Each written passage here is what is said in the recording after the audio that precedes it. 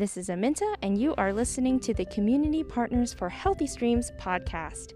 Here we feature a new topic every month on different ways you can prevent water pollution and save water at work.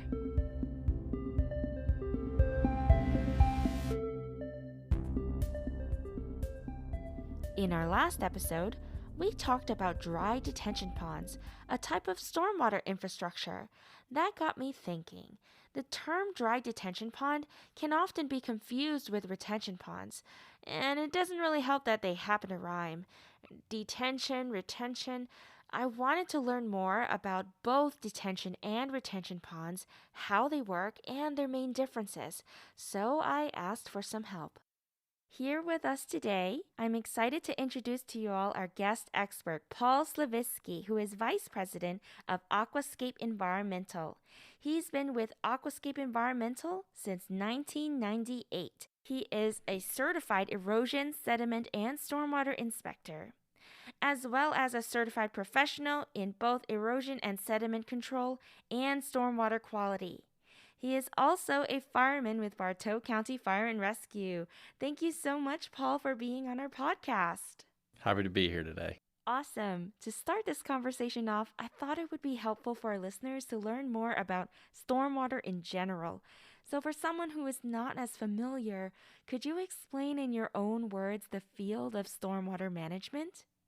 Sure. At the root of things, stormwater management is dealing with runoff from rain or storm events. When it comes down to our stormwater laws, they're based on or geared towards urbanization. Back in history, the thought process was to get rid of runoff as quickly as possible, and that meant piping or culverting it to our natural waterways, such as streams and creeks.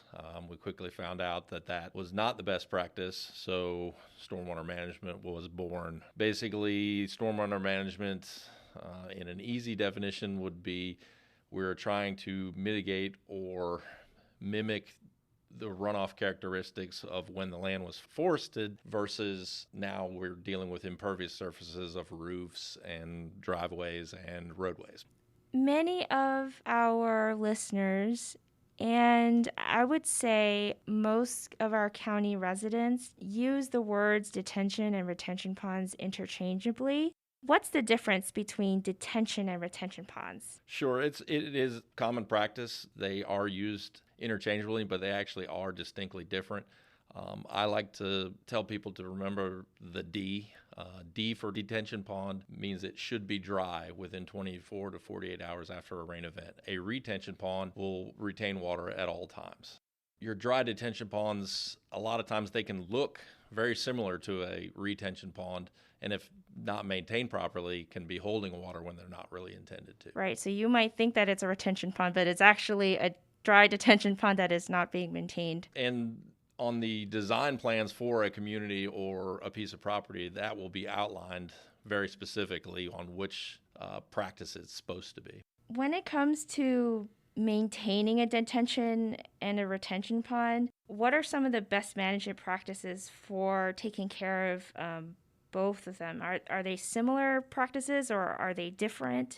They are similar in that they're both ponds. Like we said previously, a dry one or a detention pond is intended to be dry for most of its life. So with both of them being a pond, we tell customers if you do absolutely nothing else, water comes in, water has to leave. So you have to maintain the spillway at the barest minimum.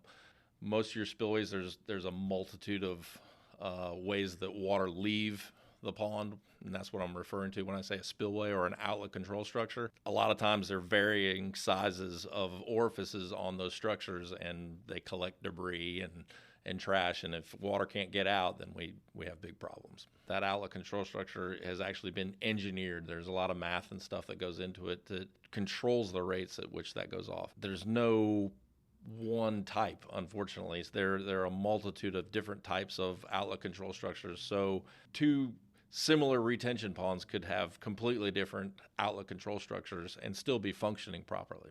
in addition to making sure that you keep the spillway clean, what happens if it's littered with trash and silt? Does that impact the effectiveness and the functioning of like a detention or retention pond? Absolutely. Some of the biggest things we deal with when we're maintaining these is trash and then also vegetation overgrowth, especially in the dry detention ponds. That affects the flow rates coming through the pond, as well as a lot of trash and a lot of vegetation. It's also affecting the volume of water that it can actually hold. Could you give us some local examples of a detention and a retention pond, like one that you might be familiar with that our listeners might know about? Sure. One of the ones that comes to mind, seeing as we're sitting here in Cobb County, is the pond at Jim Miller Park. Jim Miller Park is a county park. Most people that visit there just see the pond as an amenity. There's walking trail around it, and people come out and fish. At its true intention is to mitigate stormwater runoff from that property.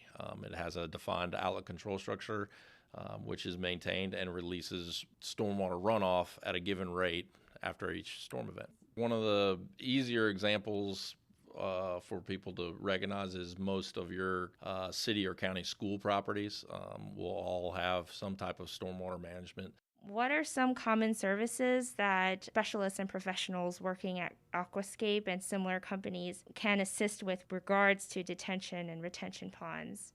One of the first steps, I guess, is at least that we deal with is education. HOAs and private property owners assume that the county or the city takes care of all the stormwater and they don't have to deal with it at all. So educating them that actually they own the property, and in most cases they have a covenant or an agreement that was signed with the county that they are actually responsible for maintaining these stormwater practices. So education would be a big one. We recommend everyone also perform a formal annual inspection.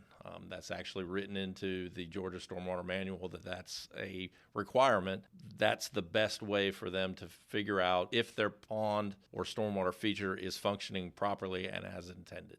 Can a well-maintained detention or retention pond add value to a property or like an adjacent property? Absolutely. Most of our, what we call lake management division, deals with retention ponds, which all neighborhoods that have a pond, they just see it as an amenity, the fishing pond or the neighborhood pond, but they don't realize that it is actually a stormwater pond. Those houses around the pond probably sell at a higher premium of property value being on that pond, as long as it's well maintained and not an eyesore. And a lot of times these communities are actually putting their amenity areas, tennis courts, pools, green space around the focal point of that retention pond.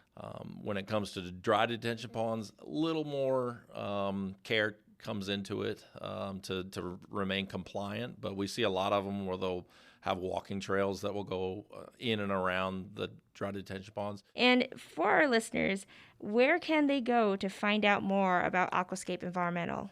We are at www.aquascape.net, which is our website. We're also can be found on LinkedIn, and we're also on Facebook. Thank you so much, Paul, for your advice and expertise. You can also find more information about detention and retention ponds at www.cobbstreams.org at the Community Partners for Healthy Streams webpage. All right, folks, I will see you all next month, same day, same time, with a new topic. Bye-bye!